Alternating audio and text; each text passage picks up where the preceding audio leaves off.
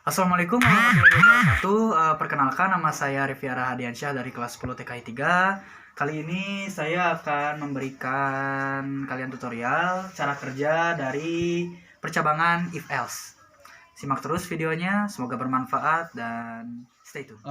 Oke, jadi kita akan segera mempraktekannya. Pertama-tama saya akan menggunakan aplikasi Dev C++. Pertama-tama kita buka dulu aplikasinya. Nah, lalu kita buka yang ini, lalu kita ketik search file. Oke, sedikit pemberitahuan untuk kalian. Jika kalian sama sekali mengalami kesulitan, mohon maaf, atau sama sekali tidak paham dengan bahasa-bahasa pemrograman, atau setidaknya mungkin paham tapi sedikit, nah kalian bisa mengambil sampel dari Google ya. Seperti yang saya lakukan ini, kita akan ambil sampel. Kini saya sudah masuk ke situsnya, 3 contoh coding. Di sini saya akan ambil yang paling atas saja. Nah, tentang pecel lele nih, mau makan, oke? Langsung saja kita copy ya. Set. Copy, lalu kita ke dev C++-nya, lalu kita paste. Nah, di sini semuanya sudah terlihat ya. Ini bakal jadi seperti ini. Ini belum tahap penyelesaian, jadi saya akan langsung skip ke program yang akan saya buat ya nanti, karena mungkin kalau durasinya terlalu panjang tidak bagus juga. Nanti juga, tapi tidak hanya langsung skip, saya juga akan menjelaskan satu persatu. Oke, stay tune. Oke, jadi ini program saya. Jadi ada mau beli karakter tapi medal saya hanya sekian. Nah, ini ada pilihannya, ada Sub-Zero dan Scorpion yang sedang trending sekarang ini, yaitu Mortal Kombat The Movie. Nah, dengan medal segitu saya bisa beli segini, tidak bisa beli apa-apa. Lalu medal saya segini bisa beli Sub-Zero, nah, medal saya segini atau segini bisa beli Sub-Zero atau enggak Scorpion. Nah, lalu kita execute ya. Kita execute, compile dan run. Oke. Alhamdulillah akhirnya program saya berhasil. Tuh, sudah sesuai membeli karakter tapi nilai saya hanya segitu. Sub-Zero dan Scorpion. Dengan beli segitu saya hanya bisa membeli Sub-Zero.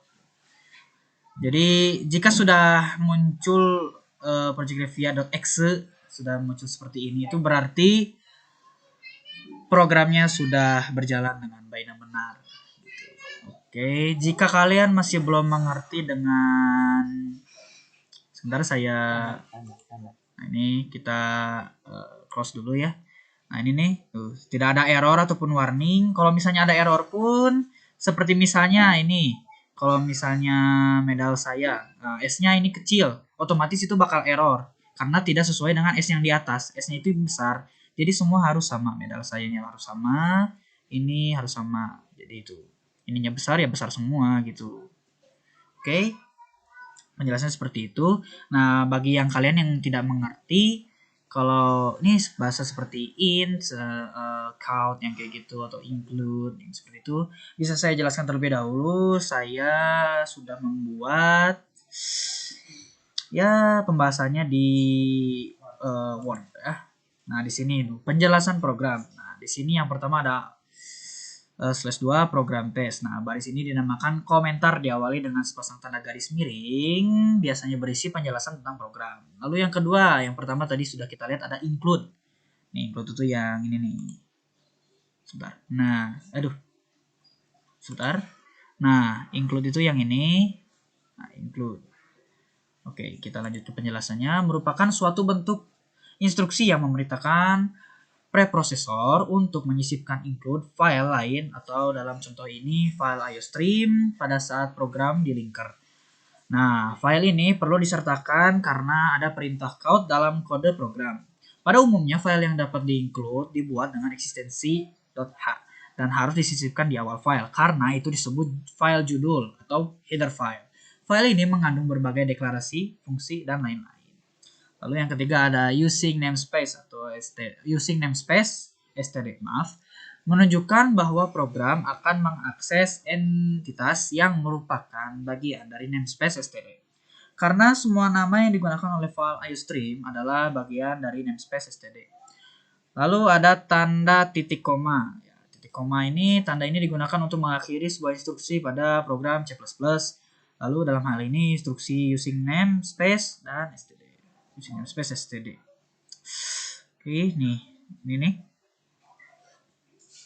Nah, ini ada tanda titik koma. Biasanya ada di akhir ini ya. Di akhir. Oke. Kita lanjut ke pembahasannya lagi. Yaitu ada int main atau tanda kurung ya.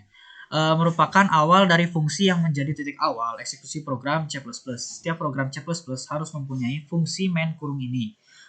Kata in menunjukkan bahwa fungsi menghasilkan nilai bertipe integer. Untuk fungsi main, tipe data, ini tidak ada pengaruhnya. Oke, int main ya, kita lihat. Nah, ini int. Tuh, int main ini. Maaf. Nah, ini int main. Alright, let's go. Kita lanjut ke pembahasannya lagi.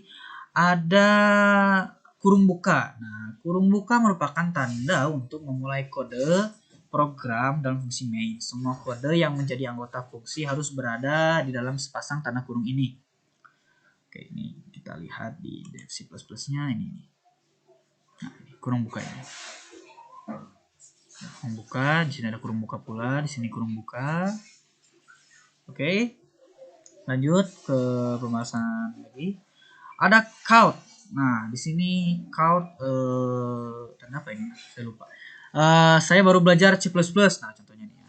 Count adalah suatu fungsi yang digunakan untuk menampilkan suatu keluaran ke layar monitor atau konsol out.